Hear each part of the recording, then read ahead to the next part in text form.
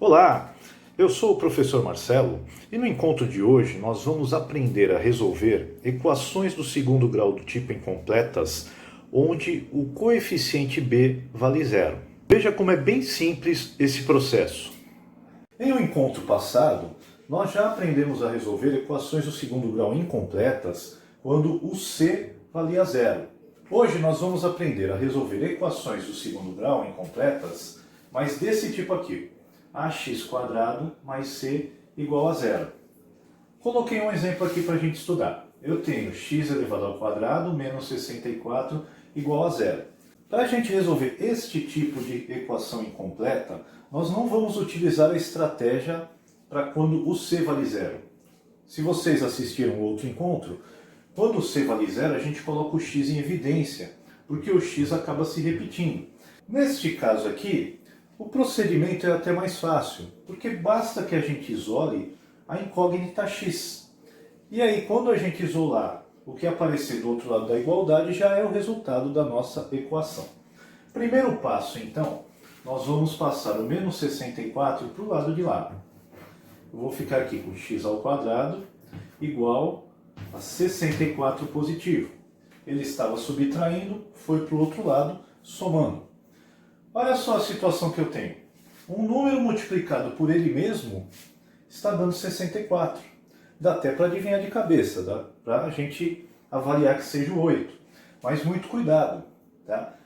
Tanto pode ser o 8, porque 8 vezes 8 dá 64, como pode ser o menos 8.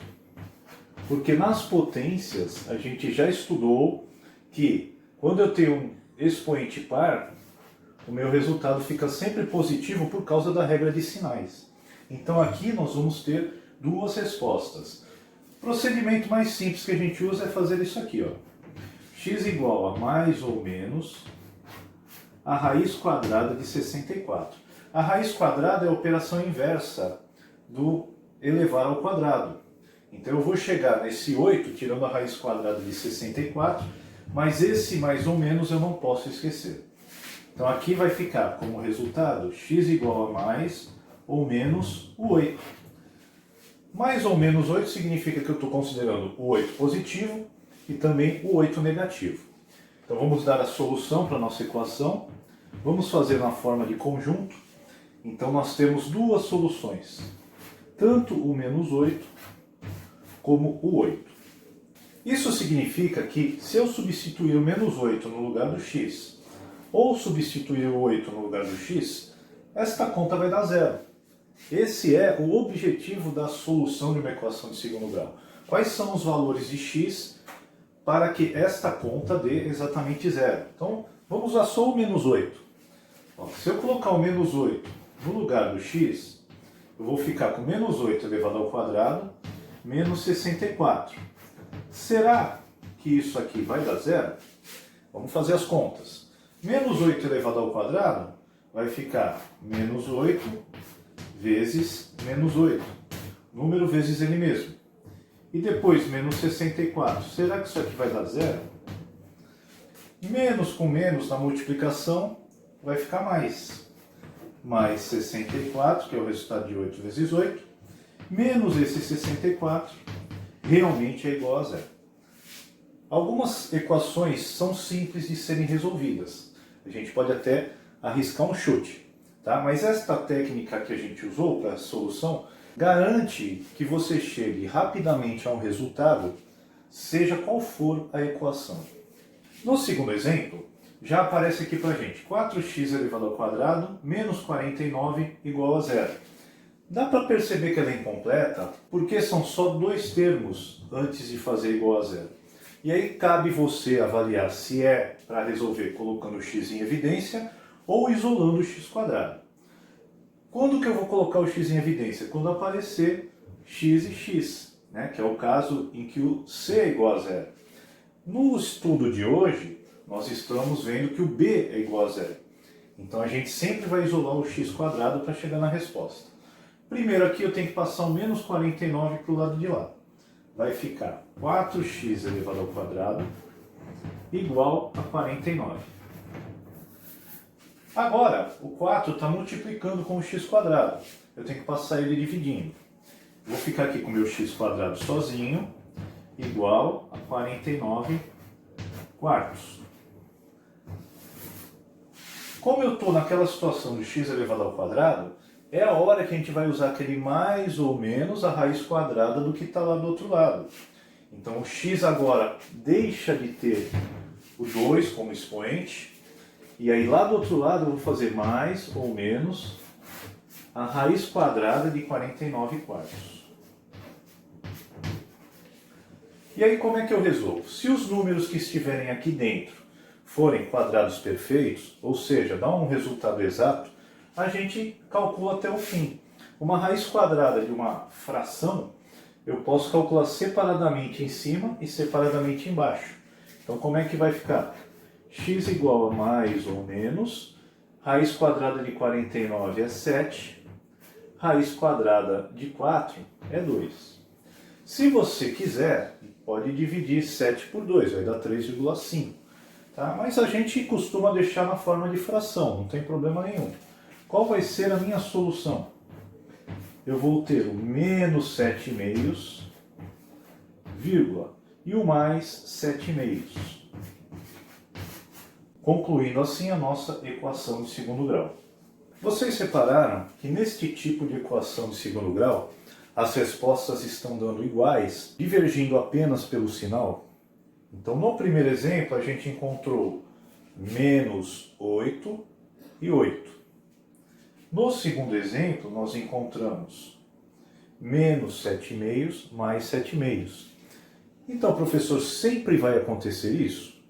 Nós vamos ver que tem um segundo caso, que não vai acontecer isso. Este aqui é um exemplo dele. X elevado ao quadrado mais 100 igual a 0. Vamos pensar um pouquinho antes de resolver. Qual seria um número que eu poderia chutar no lugar do x e somar com o 100 e chegar a 0? Será que existe esse número? Por exemplo, vou jogar menos 10 aqui no lugar do x. Menos 10 ao quadrado vai dar 100. E 100 mais 100 vai dar 200, não vai dar 0. Então o que acontece nesse caso? A gente vai resolver da mesma forma que a gente resolveu os outros. Eu vou isolar o x elevado ao quadrado. Então fica aqui, ó, x elevado ao quadrado igual, o 100 é positivo, vai passar para o outro lado negativo, vai ficar menos 100. Agora chegou aquela hora da gente tirar o expoente 2 daqui e igualar a mais ou menos a raiz quadrada de quem? De menos 100. E aí, vocês devem se lembrar, quando a gente estudou raízes, que a gente não tem uma raiz quadrada de um número negativo. Porque na hora que eu vou pensar numa resposta para ele, esse número nunca vai dar negativo. Ah, professor, tenta menos 10, né? Como a gente já tinha feito aqui. Menos 10 ao quadrado, pela regra de sinal, vai acabar virando positivo. E isso vai acontecer com todos os números. Então eu não consigo um resultado para raiz quadrada de menos 100. Então nós temos dois estilos de resposta aqui. Tá? Não existe a resposta. Eu vou colocar na solução o conjunto sem ninguém dentro, ou eu vou colocar a solução com este símbolo aqui. Ó. Uma bolinha cortada significa conjunto vazio. Conjunto vazio é porque eu não tenho resposta. Então são essas duas situações que podem acontecer. Ou a minha resposta vai ser simétrica, um com menos e outro com mais, ou não vai existir a resposta. Fora isso, nada mais acontece. Queria mostrar para vocês um último exemplo, porque nem sempre a gente vai chegar num resultado bonitinho quando a gente trabalha com equações de segundo grau. É o caso desta equação aqui, ó, x² menos 10 igual a 0. Vamos resolver do jeito que eu mostrei, sempre a gente resolve do mesmo jeito, isolando o x². Então aqui o x² vai ficar sozinho, o menos 10 vai passar para o lado de lá, vai virar positivo. Né? 0 mais 10 vai dar 10.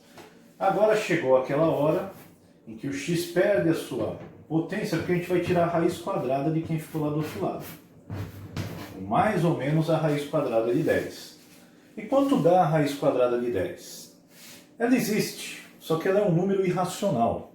Ela tem infinitas casas depois da vírgula. Então você imagina a loucura que seria calcular com precisão a raiz quadrada de 10. A gente calcula aproximadamente. Pega uma calculadora ou faz por aproximação, a gente vai chutando valores por aproximação, mas nas equações de segundo grau, a gente costuma deixar assim a resposta. Tá? Deixa na própria raiz. Então a minha solução aqui vai ser menos raiz quadrada de 10 mais raiz quadrada de 10. Viram como é simplesinho resolver essas equações de segundo grau incompletas? Eu deixo a vocês um forte abraço e espero vocês aqui no próximo encontro.